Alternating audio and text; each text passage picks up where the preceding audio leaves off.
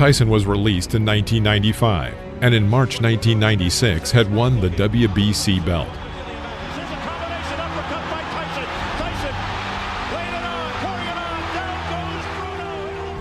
However, he abandoned that belt, choosing to fight WBA champion Bruce Seldon instead of his mandatory WBC defense against Lennox Lewis. Tyson beat Seldon in just 1 minute and 49 seconds, and 2 months later he fought against Holyfield. When this fight was announced, Tyson was a favorite at 25-1. Although closer to the battle, the ratio decreased.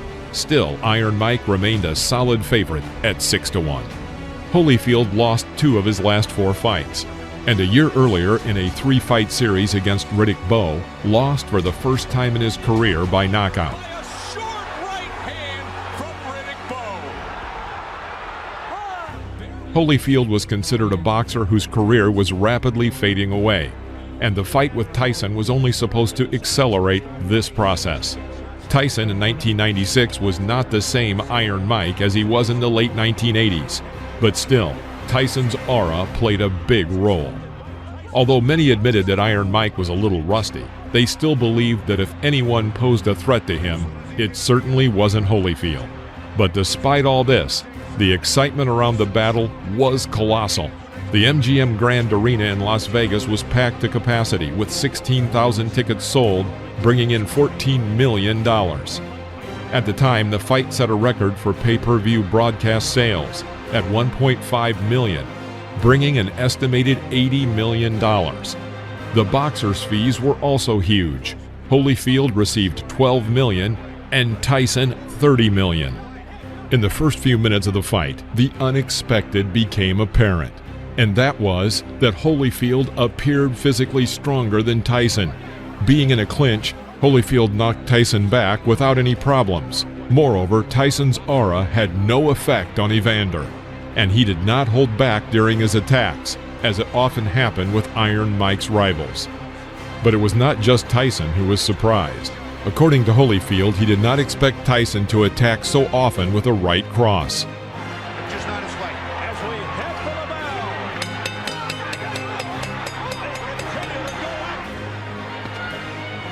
bell. In the second round, Tyson found himself in a very unusual situation.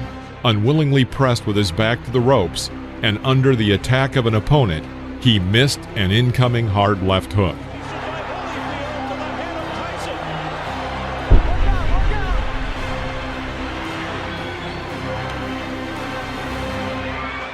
Holyfield also showing more hand speed. Tail into my honeymoon in November 8th. This will be a real attrition battle.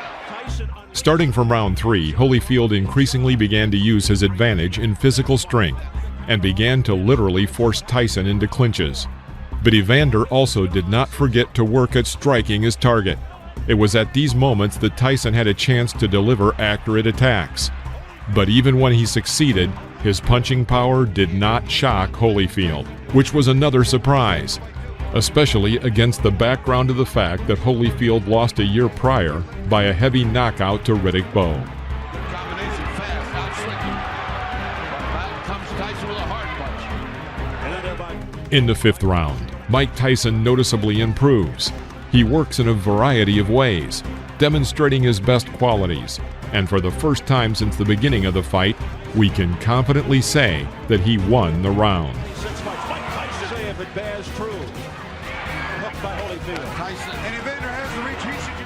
Tyson starts the 6th round aggressively, but Holyfield quickly suppresses this aggression. A little later, in an exchange at close range, their heads collide, and Tyson receives a cut above his left eye. That's a big left hook. After 4 rounds, they're going to Came back. cut, not looking good. The chance of Holyfield. After that, the situation began to heat up, and it ended with the fact that Tyson, being in an unsuccessful position, was knocked down with a blow to the chest. I think it was a little more bounce. At the end of the round, Holyfield tried to build on his success. The moment turned out to be one of the most spectacular in the whole fight. Starting from the 7th round, the boxers spent increasingly more time in clinches, initiated by Holyfield. But still, there are occasional bursts of activity. Always know to the past what tools to bring to a fight. And he's proving it again here. Look at this opponent. In the final third of the fight, Tyson looked tired, unlike his opponent, and this has a serious impact on the overall picture. At this stage of the fight, it is clear that Holyfield's blows are harder than Tyson's. At the same time, Holyfield easily takes the hardest hits from Iron Mike with little problem. A right hook followed by a left. About 20 seconds before the end of the 10th round, Holyfield shakes Tyson with a right-hand strike. It seems like Mike has managed to avoid big problems, but he misses another hard right from Holyfield. There are only 10 seconds left until the end of the round, and for Tyson, it was a very long 10 seconds. Mike held out until the bell, but the course of events suggested that Mike would not be able to reach the end of the next round.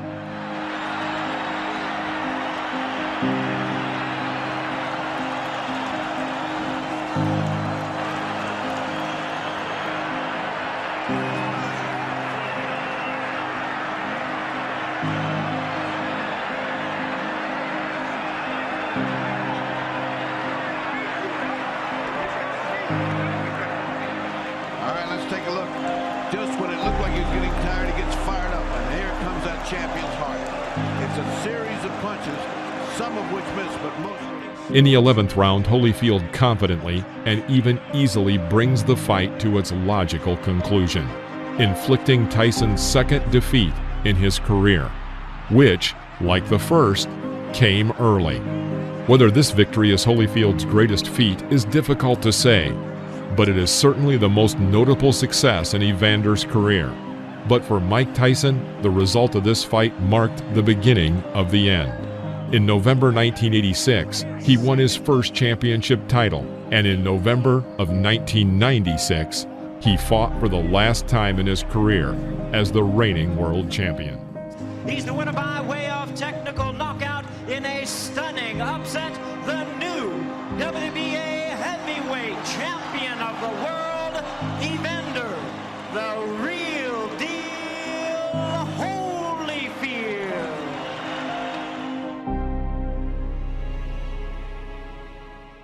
I went in there, I fought and gave my best. I was tired and just kept fighting. And I got caught in some exchange, and then he fought a hell of a fight. And I just commend you. Thank you very much. I have the greatest respect for you. I thank Mike Tyson for giving me the opportunity to challenge him. I realized to be the heavyweight champion of the world, that I'm gonna have to fight the best man, and I always prepare myself to fight the best man.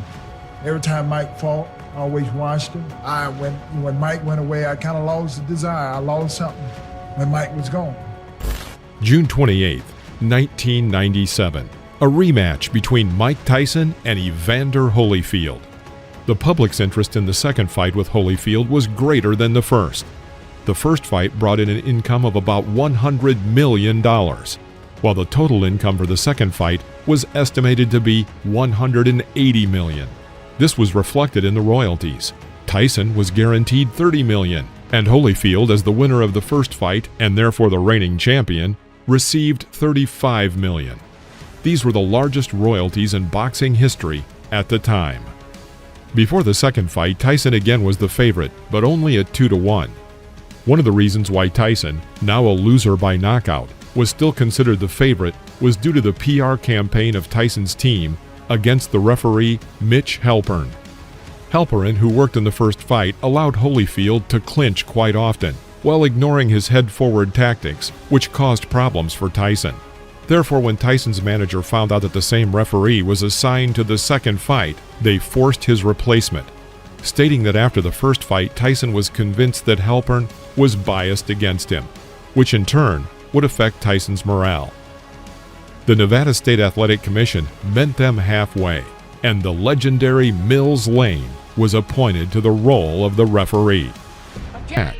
Mike, instead of responding, appealed to the referee at the risk of missing incoming strikes. This obsession with the referee played a negative role. Managers and coaches had convinced Mike that only the referee was to blame for the defeat in the first fight. But for some reason, no one paid attention or did not want to pay attention to the obvious gaps in his physical and psychological preparation. Uppercuts to the body. Now going upstairs, looking for the cut. The third round began. Now following a pattern, Tyson starts off confidently again. And this round became one of Mike's best rounds against Holyfield, including their first fight. Nice right hand by Mike. He is trying to get that right hand home. Gives him an earful. Back comes Tyson on the belt. Tyson with a short left hook to the head of Holyfield. A right hand by Mike Tyson to that. But then came the event that made his confrontation so scandalous. Holyfield goes down, and when rising, hits Tyson in the face. And then Tyson bites Evander's right ear. What happened here? He got bit, I think. Evander Holyfield, look out, he's pushed right here above us by Tyson. He's got bit in the ear. Well, and that hurts like hell, but he certainly had a big bite. And that's a dangerous bite. The referee deducted 2 points from Tyson, and Mike tried to convince him that the opponent's bloody ear was the result of a blow and not a bite. Lane replied that this excuse was nonsense. It may seem surprising, but the fight continued, and it was the most spectacular part of the whole confrontation. But unfortunately, it was short, because Tyson could no longer be stopped, and he bit Holyfield again, this time on the left ear, but with less damage to the ear.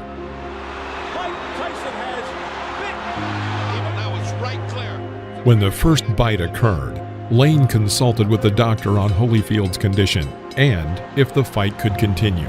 The doctor said yes, and Evander said the same thing. But during the break, Lane found bite marks on his other ear, and he decided that the fight should definitely not continue, and disqualified Tyson. Here again, Lane's authority played a role, as representatives of Tyson's team would have immediately jumped on any other referee and began to argue. In this case, no one dared to do it, but Mike was eager to continue the fight and tried to break through to Holyfield. Tyson did not achieve his goal, but one of the most famous photos in the history of boxing was born in that moment. Immediately after the fight, Tyson stated that his biting came in reaction to headbutts from Holyfield. But 2 days later, Mike appeared on television to apologize. "I just flipped my lid. I didn't know why I did that," Tyson said. An apology was not enough. Mike was fined $3 million and stripped of his license for 15 months. In addition